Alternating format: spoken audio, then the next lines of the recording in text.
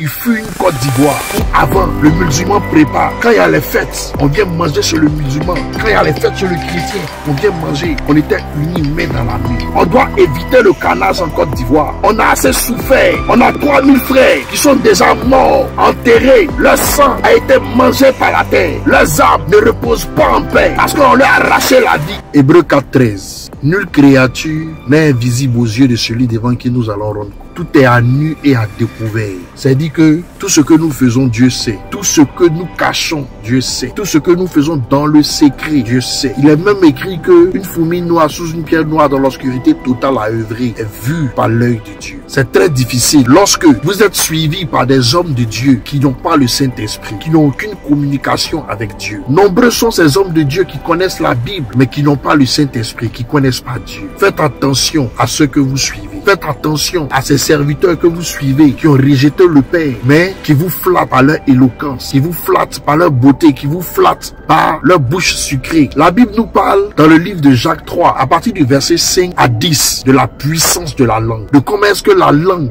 peut embraser une forêt. C'est-à-dire que la langue là, elle passe son temps à créer un commérage et puis ça peut prendre toute une nation. La langue, on dit c'est un petit membre qui est placé en notre corps, mais elle fait périr la chair parce qu'elle est remplie de mensonges, elle est remplie de malice, elle est remplie de séduction, elle est remplie des choses qui n'honorent pas Dieu. Par la langue, on peut créer la guerre dans une nation. Je vous dis ça, pourquoi? Parce qu'il y a un soi-disant homme de Dieu qui est sur les réseaux actuellement, qui fait du bruit, qui ne fait que faire du bruit. Tout le monde le connaît. Je ne veux même pas prononcer son nom. Un soi-disant général qui se mêle de la politique, qui se mêle de tout. J'avais fait une vidéo il y a 1 an de cela, qui est sur mon mur, où il avait insulté ma mère. Et dans la vidéo, je lui ai dit, je vois quelque chose qui va arriver dans cette nation et je te vois rester dedans. La prophétie que j'avais faite là, elle est en train de se réaliser. Elle n'est pas loin d'être réalisée. Parce qu'un serviteur de Dieu, tu dis connaître Dieu, mais tu es dans le mensonge. Tu supportes le mensonge. Tu supportes des assassins, tu supportes des meurtriers, tu supportes des gens qui sont dans des magouilles, tu supportes des gens qui sont là pour maltraiter leur peuple. Tu dis que tu es homme de Dieu, mais longtemps je pressentais et j'avais dit à tout mon entourage, lorsque Apoutou s'est fait arrêter, que ce monsieur-là, c'est un indique de l'État. Effectivement. Et je vais vous dire, c'est pas Apoutou seul qui l'a vendu. Il a vendu plein de jeunes que vous voyez aller en prison. C'est ce que vous appelez homme de Dieu. Ils n'ont pas l'intelligence pour voir ce qui se passe. La France va trahir les bourreaux de la Côte d'Ivoire. Parce que c'est elle-même maintenant qui est en train de formater des dossiers contre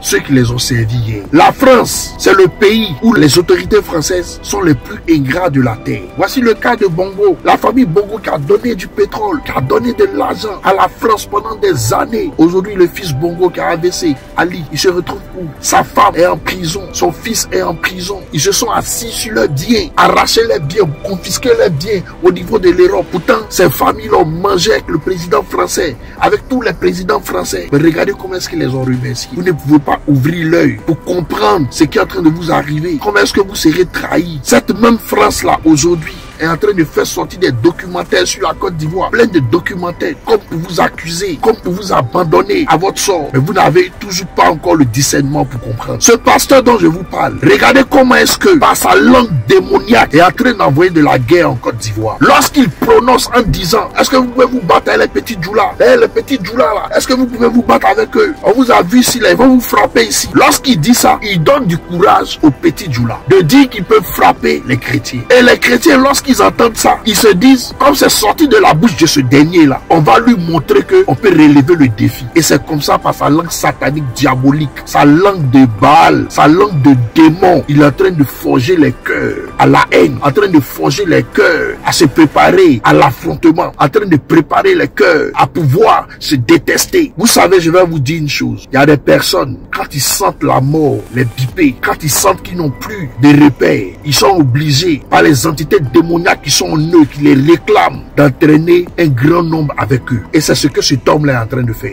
Ayez le discernement. Ce faux pasteur-là, il est en train de vous induire en erreur. Frères et sœurs, il fut une Côte d'Ivoire où avant, le musulman prépare. Quand il y a les fêtes, on vient manger chez le musulman. Quand il y a les fêtes chez le chrétien, on vient manger.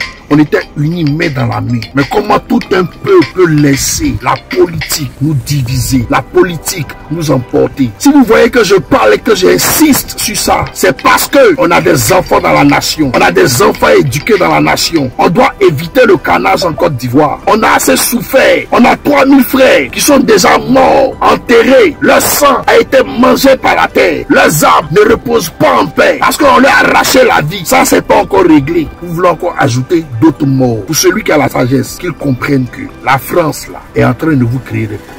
Pour que l'Afrique puisse en sortir là, ne donnons plus d'intérêt à la France dans nos pays pour qu'on ait les meilleurs suivis. Ce pasteur-là, ne l'écoutez pas parce qu'il est maudit. Et je vous ai dit, la guerre que vous êtes en train de chercher à créer entre vous ici là, celui qui vous a habillé hier dans la forêt, qui est venu vous installer, que vous avez exilé, que vous avez mangé sans lui, c'est lui qui va venir vous combattre. Notez la date de ce que je suis en train de dire. Sur ce, prenez soin de vous et shalom.